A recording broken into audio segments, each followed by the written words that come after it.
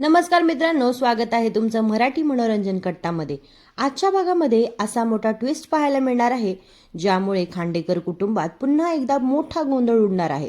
सुमी आजी थेट खांडेकरांच्या घरी पोहोचते. रेखाला सगळ्यांसमोर घरी घेऊन जाण्याचा निर्णय घेणार आहे. तर दुसरीकडे युवराजला एका अनोळखी माणसाचा फोन येणार आहे आणि तो स्पष्ट सांगणार आहे की हा खेळ अजून संपलेला नाही. इतकंच नाही तर टेक्नोने पाठवलेल्या एका ऑडिओमुळे केदार आणि तारिणीच्या हाती असा पुरावा लागणार आहे, ज्यामुळे या प्रकरणाला पूर्णपणे वेगळं वळण मिळू शकतं.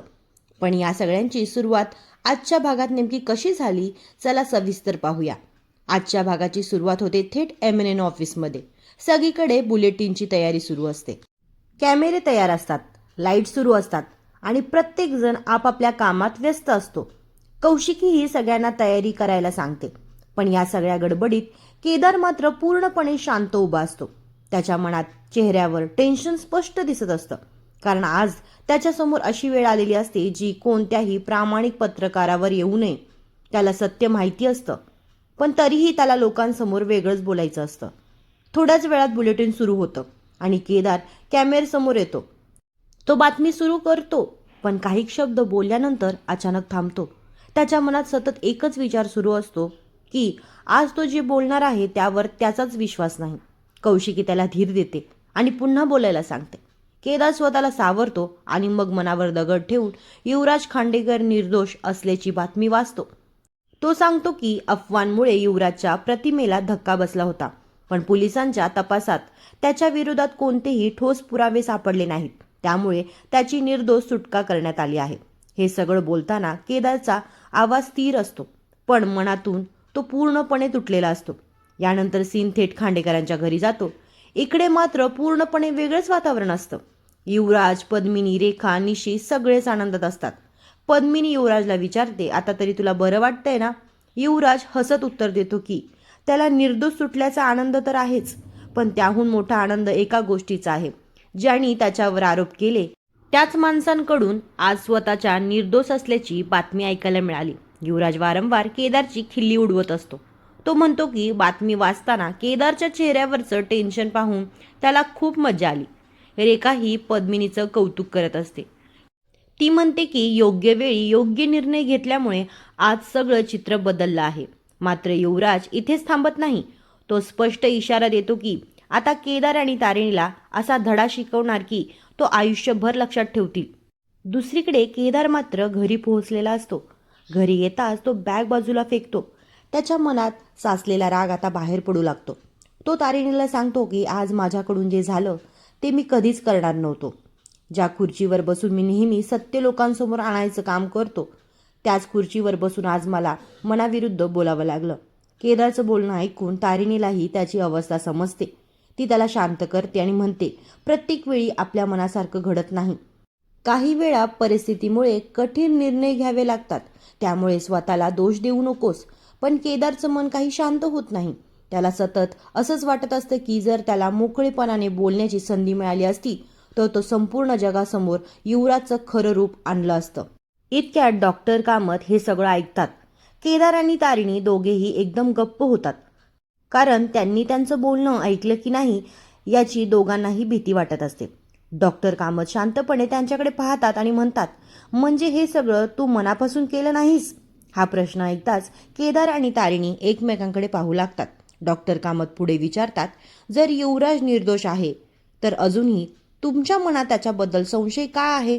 यावर दोघेही काही क्षण गप्प राहतात. शेवटी तारिणी हळूहळू बोलायला सुरुवात करते. ती सांगते की गुलाबसारखा मोठा गुन्हेगार काही दिवस युवराजच्या खोलीत राहिला होता, त्यामुळे मनात प्रश्न निर्माण होणं साहजिक आहे. केदारही तिच्या बोलण्याला दुजोरा देतो. तो सांगतो की गुलाब साधा गुंड नव्हता. त्याच्या विरोधात अनेक गंभीर गुन्ह्याचे आरोप होते. त्यामुळे हे प्रकरण इतक्या सहज संपेल यावर त्यांचा अजूनही विश्वास बसत नाही. मात्र डॉक्टर कामत लगेच एक असा प्रश्न विचारतात, ज्यामुळे केदार आणि तारिणी दोघीही पुन्हा अडचणीत सापडतात. गुलाबबद्दल तुला इतकी सगळी माहिती आली तरी कशी आणि कुठून? डॉक्टर कामतचा हा प्रश्न ऐकताच केदार आणि तारिणी दोघेही काही क्षण एकमेकांकडे बघत राहतात, कारण आता काय उत्तर द्यायचं हेच त्यांना सुचत नसतं. जर खरं बोललो तर नवीन अडचण उभी राहणार आणि खोटं बोललं तर डॉक्टर कामतांचा विश्वास तुटणार. तेवढ्या तारिणी प्रसंग सावरते. ती लगेच म्हणते, काका, केदारला युवराज भाऊजींच्या प्रकरणावर बातमी करायची होती, त्यामुळे त्याने या केसवर खूप अभ्यास केला, म्हणून त्याला ही सगळी माहिती आहे. तारिणीचं उत्तर ऐकल्यानंतर डॉक्टर कामत थोडे शांत होतात, पण त्यांचा संशय अजूनही पूर्णपणे केलेला नसतो. ते पुन्हा केदारला विचारतात, आणि त्या जे मॅडम बद्दल तुला एवढा विश्वास कसा? त्यांचं नावही तू इतक्या खात्रीने घेतोयस? केदारही स्वतःला सावरतो आणि म्हणतो, त्यांच्याबद्दल मी खूप वाचलं आहे, त्यांच्या कामाबद्दल अनेक बातम्या पाहिल्या आहेत, त्यामुळे मला त्यांच्यावर विश्वास आहे. हे ऐकून डॉक्टर कामत काही क्षण शांत राहतात. तारिणी पुन्हा एकदा स्पष्ट करते की, काका, आमच्या मनात कोणाबद्दल द्वेष नाही. आम्हाला फक्त एकच प्रश्न सतावतोय की एवढं सगळं घडलं आणि तरीही सगळं इतक्या लवकर कसं संपलं. डॉक्टर कामत दोघांकडे प्रेमाने पाहतात. ते म्हणतात, माझा तुमच्यावर दोघांवर विश्वास आहे. तुम्ही दोघेही कोणाचं वाईट कधीच विचार करणार नाही, हे मला माहिती आहे. हे ऐकून केदारच्या चेहऱ्यावर थोडा दिलासा दिसतो. तो डॉक्टर कामतांना म्हणतो, तुमची आणि आपली ओळख ही आश्रमापासून झाली. तुम्हाला बघितल्यानंतर मला बाबांसारखा आधार वाटतो. हे ऐकून डॉक्टर कामतही भाऊक होतात. ते हसून म्हणतात, तू दयानंद खांडेकरांचा मुलगा आहेस, पण माझाही मुलगाच आहेस. इतकं बोलून ते निघायला लागतात, पण दारापाशी जाऊन ते पुन्हा थांबतात. ते मागे वळून केदार आणि तारिणीकडे पाहतात आणि एक महत्त्वाचा सल्ला देतात. ते म्हणतात, माझे एक ऐका, या सगळ्या प्रकरणापासून थोडं दूर राहा. सत्य काय आहे हे आज नाही तर उद्या समोर येईलच, पण तोपर्यंत स्वतःला अडचणीत टाकू नका. आधीच घरात तुमच्याबद्दल गैरसमज आहेत, त्यामुळे प्रत्येक पाऊल जपून टाका. केदार आणि तारिणी शांतपणे त्यांच्या बोलण्याकडे लक्ष देतात. डॉक्टर कामत निघून जातात आणि सीन थेट दयानंद खांडेकरांच्या खोलीत जातो. दयानंद खांडेकर कोणाची तरी फोनवर बोलत असतात. त्यांच्या चेहऱ्यावर समाधान दिसत असतं. ते फोनवर सांगतात की हो, युवराज घरी आला आहे. पोलिसांना त्याच्या विरुद्ध काहीच पुरावे सापडले नाहीत, त्यामुळे त्याची निर्दोष सुटका झाली. तेवढ्यात कौशिकी आत येते. तिला पाहताच दयानंद लगेच फोन ठेवतात आणि हसत तिच्याशी बोलायला सुरुवात करतात. ते सांगतात की युवराजची चौकशी करण्यासाठी सकाळपासून सतत फोन येत आहेत. कौशिकी म्हणते की आज आपण एका मोठ्या संकटातून बाहेर पडलो. दयानंदीच्या बोलण्याला होकार देतात. ते म्हणतात की MNN ही बातमी गेल्यानंतर लोकांना गैरसमज बऱ्याच प्रमाणात दूर झाला आहे. कौशिकी सांगते की ही बातमी केदारने वाचल्यामुळे तिचा परिणाम आणखी मोठा झाला आहे. पण त्यानंतर दयानंद गंभीर होतात. ते म्हणतात, हे सगळं ठीक आहे, पण आता युवराजवर लक्ष ठेवायला हवं. मागच्या वेळी सुद्धा आपण त्याला समजावलं होतं, पुन्हा त्याच्याकडून चूक होऊ नये. मात्र कौशिकीचं मत वेगळंच असतं.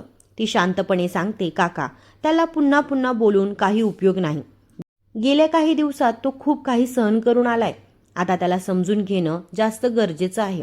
दयानंदही तिचं म्हणणं ऐकतात, पण लगेच त्यांच्या मनात दुसरीच चिंता येते. ते म्हणतात, मला खरं तर केदार आणि तारिणीची जास्त काळजी वाटते. घरात आधीच पद्मिनी, युवराज, निशी, आता रेखाही त्यांच्या विरोधात उभी आहे. कौशिकीही काही क्षण विचारात पडते. त्यानंतर सीन बदलतो आणि आपण पाहतो की चेतना काकू कोणाशी तरी फोनवर बोलत असतात. तारिणी किचनमध्ये काम करत असते. ती सहज विचारते, काकू कोणाशी बोलत आहात? यावर चेतना काकू हसत सांगतात की त्या त्याच्या पुतण्यासाठी मुलगी शोधत आहेत. त्या म्हणतात, माझा पुतण्या चांगला नोकरीवर आहे, शिकलेला आहे, स्वभावानेही चांगला आहे, पण अजूनही त्याला योग्य मुलगी मिळालेली नाहीये. तारिणी त्यांना धीर देते आणि म्हणते, काळजी करू नका, योग्य वेळ आली की सगळं छान होईल. चेतना काकू हसत म्हणतात, मला तर तुझ्यासारखी समजूतदार, घर सांभाळणारी मुलगी हवी. हे ऐकून तारिणीही हसते आणि म्हणते, मी नक्की शोधेन. त्यानंतर सीन थेट बेलसेरे कुटुंबाकडे येतो. वारी होऊन परत आलेली सुमी आजी. घरामध्ये आनंदाचं वातावरण असतं. सुमी आजी, काव्या आणि काव्याची आई वारी करून घरी परतलेले असतात. त्यांना पाहताच माधव लगेच त्यांच्या स्वागतासाठी पुढे येतो. तो आईच्या पाया पडतो आणि नमाला पाणी आणायला सांगतो. नमा थोडी गोंधळते आणि विचारते, वारी होऊन आल्यानंतर पाय का धुतात? यावर सुमी आजी अगदी प्रेमाने समजावून सांगते की जे लोक विठ्ठलाच्या दर्शनाला जाऊ शकत नाही ते वारी करून आलेल्या लोकांच्या पाया पडून आशीर्वाद घेतात. ही अनेक वर्षापासून चालत आलेली परंपरा आहे. हे ऐकून सगळ्यांच्या चेहऱ्यावर हसू येतं. घरात थोडा वेळ आनंदाचं वातावरण तयार होतं. थोड्याच वेळात माधव म्हणतो की तुम्ही इतक्या लांबून आलाय, मी तुमच्या सगळ्यांसाठी गरमागरम आल्याचा चहा करून येतो. पण तेवढ्यात सुमी आजींना एक गोष्ट जाणवते. त्या आजूबाजूला पाहतात आणि विचारतात, अरे रेखा कुठे आहे? आम्ही एवढ्या दिवसांनी आलो, पण ती अजून दिसत नाही. माधव थोडा अडखळत सांगतो की रेखा घरी नाहीये. हे ऐकताच सुमी आजी विचारते, मग कुठे गेलीये? माधव सांगतो, ती निशीकडे गेलीये. सुमी आजींना वाटतं सकाळी गेली असेल, पण माधव सांगतो की सकाळी नाही, 4 दिवस झाले. हे ऐकताच सगळेच आश्चर्यचकित होतात. मग माधव संपूर्ण प्रकार सांगतो. युवराजरावांना अटक झाली होती, त्यांच्यावर गंभीर आरोप झाले होते आणि त्या काळजीपोटी रेखा निशीकडे गेली होती. त्यावर मालती बोलते की म्हणजे मुलीच्या काळजीसाठी गेली असेल. माधवही होकार देतो, पण तो पुढे सांगतो की आता युवराजरावांची निर्दोष सुटका झाली आहे. केदारने MNNवर बातमीही दिली आहे, तरीसुद्धा रेखा अजून तिकडेच आहे. हे ऐकून सुमी आजींचा चेहरा बदलतो. त्यांना लगेच समजतं की रेखा अजूनही तारिणीवर राग धरून तिथे थांबली असेल. आणि मग त्या रागाने म्हणतात, बस आता खूप झालं. ती स्वतःहून आली नाही तर मीच जाऊन तिचा कान पकडून तिला घरी घेऊन येते. या एका वाक्याने पुढे काय होणार याची उत्सुकता आणखी वाढते. त्यानंतर सीन पुन्हा खांडेकरांच्या घरी जातो. तारिणी डायनिंग टेबलवरती घरचं काम करत असते, पण निशीच्या मनात काहीतरी वेगळंच सुरू असतं. ती आणि रेखा दोघी मिळून तारिणीची थट्टा करण्याचा प्रयत्न करतात, प्लॅन करतात. निशी अचानक मोठ्याने ओरडते, उंदीर उंदीर. उंदराचं नाव ऐकताच तारिणी घाबरते. ती इकडे तिकडे पळू लागते आणि घाईघाईत थेट डायनिंग टेबलवर चढते. पळता पळता तिचा तोल जातो आणि ती खाली पडणार इतक्यात केदार तिथे पोहोचतो. तो लगेच तिला आपल्या हाताने सावरतो आणि पडण्यापासून वाचवतो. केदार काळजीने विचारतो, काय झालं, एवढी का घाबरलीस? तारिणी अजून घाबरलेली असते. ती फक्त एवढंच सांगते, तिकडे उंदीर होता. ते पाहून निशी आणि रेखा आतून खुश होतात, पण वरून त्या अजूनही नाटक करत राहतात. तेवढ्यात कौशिकी खाली येते. ती विचारते, काय गोंधळ चाललाय? केदार तिला सगळं सांगतो. कौशिकी लगेच म्हणते, जर खरंच उंदीर असेल तर पेस्ट कंट्रोल करायला हवं. केदार ही निशीकडे पाहत म्हणतो, हो, उंदरांचा बंदोबस्त करायलाच हवा. हे ऐकून निशीचा चेहरा पाहण्यासारखा असतो. पण गोष्ट इथेच संपत नाही. तारिणी घाबरल्यामुळे सगळं सामान विस्कटलेलं असतं. रेखा आणि निशी उलट तारिणीलाच दोष द्यायला सुरुवात करतात. तेवढ्यात कौशिकी ठामपणे म्हणते, तारिणीला उंदराची भीती वाटते, त्यामुळे ती काही आवरणार नाही. निशी, तूच हे सगळं आवर. हे ऐकताच निशीची चांगलीच पंचाईत होते. ज्या प्लॅनने तिने तारिणीला अडचणीत आणायचं ठरवलं होतं, तोच प्लॅन तिच्यावर उलटतो. तेवढ्यात पद्मिनी तिथे येते.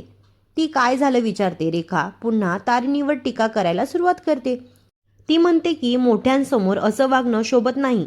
पण रेखा पुढे बोलणार इतक्यात घरात मुख्य दरवाजातून एक कडक आवाज येतो.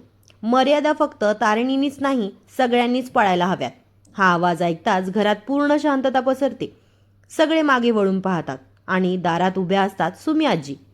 तारिणीच्या चेहऱ्यावर आनंद दिसतो, पण रेखा आणि पद्मिनी यांच्या चेहऱ्यावरील रंगच उडून जातो. आता उद्याच्या भागात सुमी आजी खरंच रेखाला सगळ्यांसमोर घरी घेऊन जाणार का? युवराजला फोन करणारा तो रहस्यमय माणूस कोण आहे? आणि टेक्नोने पाठवलेल्या ऑडिओमुळे केदार आणि तारिणीच्या हाती कोणता मोठा पुरावा लागणार हे पाहणं खूपच उत्सुकतेचं ठरणार आहे. मित्रांनो, आजचा भाग तुम्हाला कसा वाटला ते कमेंटमध्ये नक्की सांगा. व्हिडिओ आवडला असेल तर लाईक नक्की करा. चॅनलला नवीन असाल तर सबस्क्राईब करायला विसरू नका. भेटूया पुढच्या व्हिडिओमध्ये. धन्यवाद.